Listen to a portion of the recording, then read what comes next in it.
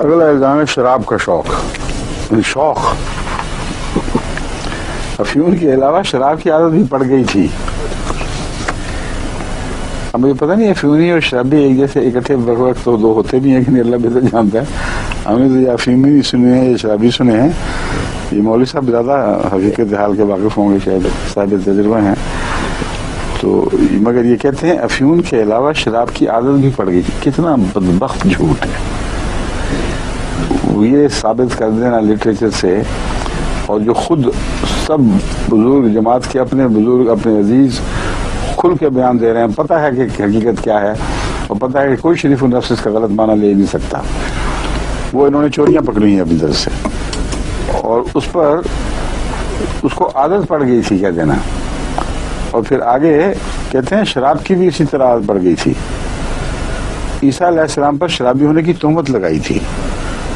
اب یہ بھی لوگوں کو انگیز کرنے کے لیے بکواس ہے.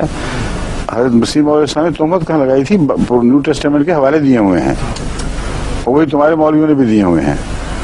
اور جب یہ الزام لگایا جاتا ہے کہ عیسیٰ علیہ السلام کی توہین کی، تو جماعت کی طرف سے جو جوابی حوالے دیے جاتے ہیں اس میں صرف نیو ٹیسٹامنٹ یعنی انجیل کے مقدس کے حوالے نہیں دیے جاتے، بلکہ ان کے بہت ہی سخت استعمال کے وہ حوالے بھی دیے جاتے ہیں جو تمہارے علماء نے کیے ہوئے ہیں.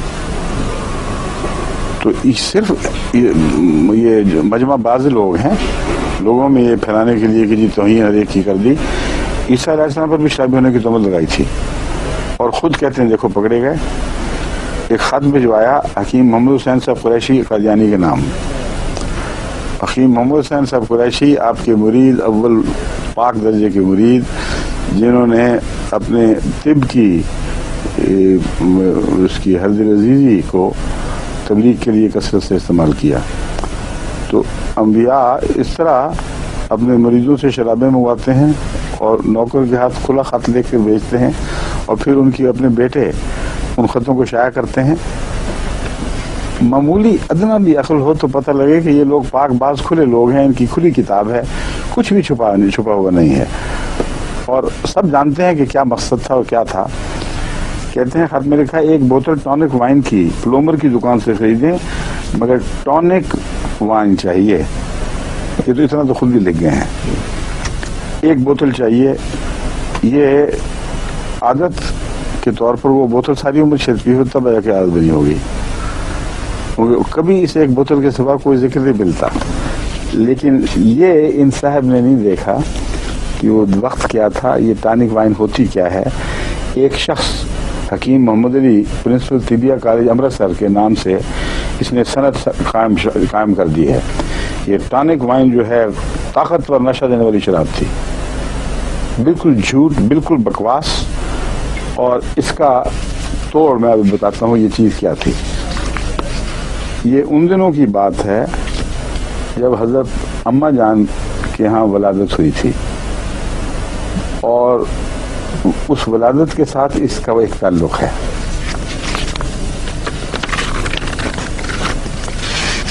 اور یہ خطوط دیکھیں ہم نے خود شائع کیے ہوئے ہیں، کوئی ان لوگوں نے کوئی نعوذ باللہ من ذالک کوئی چھاپا مار کے چوری نہیں پکڑی ہوئی. صاحب بتا رہا ہے کہ ایک معصوم انسان ہے، اس کو پتہ ہے کہ کھلی کھلی بات ہے، اس میں کوئی قابل اعتراض بات نہیں. اس خط کے ساتھ جو دوسرا خط ہے، اپنے گھر میں صاحبزادہ مرزا مبارک احمد کی ولادت کا ذکر فرمایا ہے اور دعائیں طلب کی ہوئی ہیں. صاف پتہ چلتا ہے کہ حضرت صاحبزادہ، یہ دونوں خط کٹھے شائع ہوئے ہیں، یہ اگر دیکھ لیتے تو ان کو پتہ لگ جاتا. حضرت صاحبزادہ مرزا مبارک احمد صاحب کی ولادت کے وقت حضرت اماں جان کی طبیعت بگڑی ہے، اور اس کے لیے پھر جس حکیم ڈاکٹر یا طبیب نے کوئی نسخہ آپ کو بتایا ہے وہ آپ نے لاہور سے منگوایا ہے. اس کے متعلق سنیے: materia medica of pharmaceutical combinations and specialities. یہ مستند کتاب ہے، کسی حکیم اورینٹل کالج کی نہیں ہے. یہ باقاعدہ اس مضمون کی ایک مستند کتاب ہے. اس پہ لکھا ہوا ہے ٹونک وائن. میں نے وہی چیز restorative after child birth, prophylactic against malarial fevers, anaemia, anorexia. نشے میں کہیں ذکر نہیں ملتا. دنیا کے جتنے پبز ہیں ان کی فہرستیں دیکھ لیں مولوی صاحبان، اور ان کو ٹانک وائن وہاں کہیں دکھائی نہیں دے گی. اس گدھے کو پتہ ہی نہیں، جس جو حکیم بنا پھرتا ہے اور طباء کا سردار بنا ہوا ہے، کہ یہ کوئی شراب نہیں ہے بلکہ دوا ہے.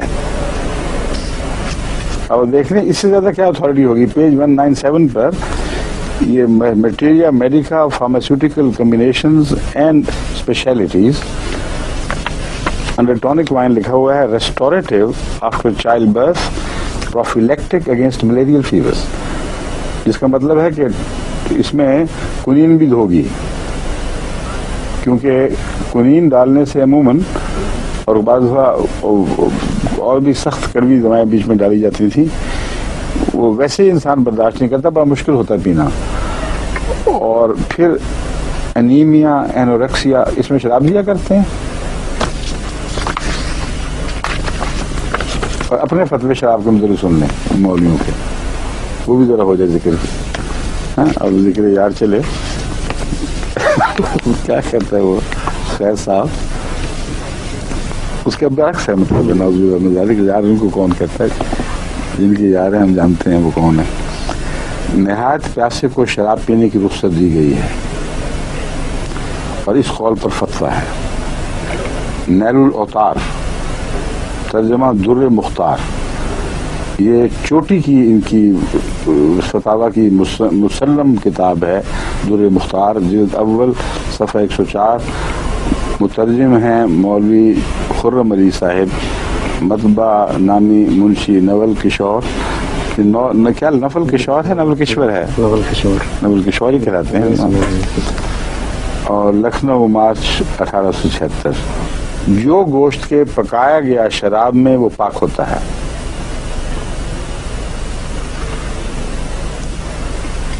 یہ اس زمانے کے علماء تھے. تنگ نظر اور کمینے لوگ جو ہیں آج کل کے، ان سے بہت بالا تھے.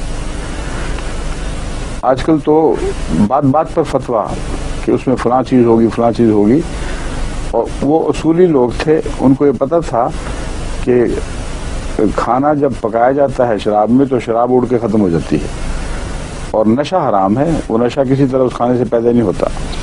لیکن ہمارا یہ حال ہے کہ ہم احتیاطاً، جرمنی میں لوگ مجھ سے پوچھتے ہیں، میں ان سے کہتا ہوں کہ وہ جو جس کیک میں کوئی ڈالی ہوتی ہے چیز، یا وہ جس پہ شراب ڈال کے اڑاتے ہیں بھگ سے، وہ احتیاط ہی ہے کہ اس میں پڑو ہی نہ، کیونکہ ایک دفعہ یہ شرم اٹھ گئی تو پھر پتہ نہیں کیا کیا شروع ہو جائے.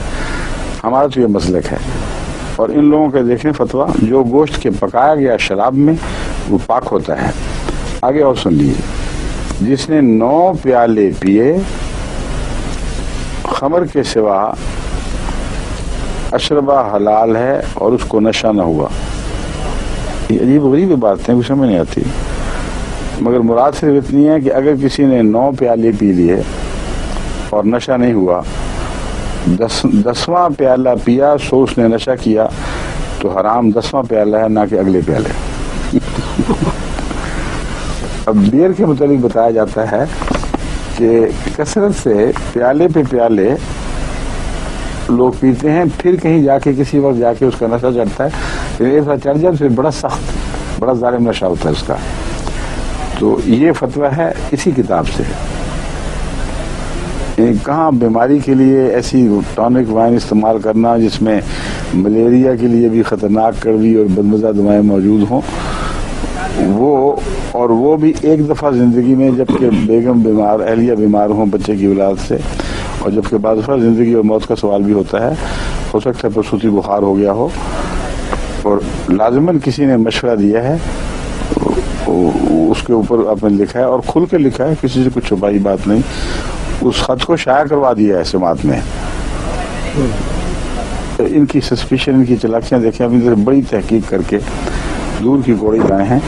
اور اپنا حال یہ ہے اپنے فتاویٰ کا کہ کہتے ہیں کہ 9 پیالے پی لیے، نشہ نہ ہوا، جب 10واں پیا تو ہو گیا، تو 10واں حرام تھا، پہلے 9 حلال تھے. آگے فتاوی عالمگیری سن لیجئے، جلد 9 صفحہ 182. مترجم علامہ مولانا سید امیر علی صاحب، ناشر حامد اینڈ کمپنی لاہور.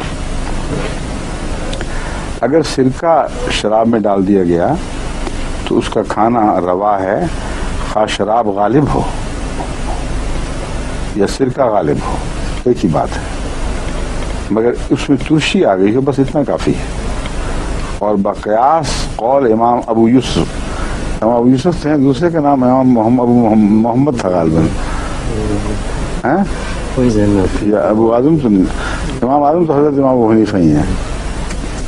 یہ پرانی پڑھی ہوئی دیر ہوئی باتیں، وہ تھوڑا تھوڑا دماغ میں کوئی بھول جائے۔ عام طور پہ تو ان کے فتوے روزمرہ ہمارے استعمال نہیں ہوتے، اس لیے یہ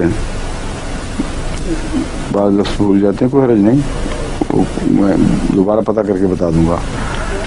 یہ جو جماعت احمدیہ کا مسئلہ اکثر حنفی ہے، مگر جن باتوں میں یہاں بے احتیاطی کی ہے ان باتوں میں جماعت احمدیہ کا حنفی مسلک نہیں ہے، یہ بھی میں بتاتا ہوں۔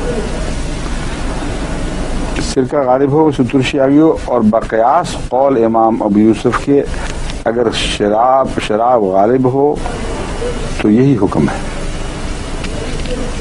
ابو یوسف، حضرت امام ابو یوسف کہتے ہیں کہ شراب بے شک غالب ہو، یہی حکم ہے اور یہی فتویٰ چلے گا۔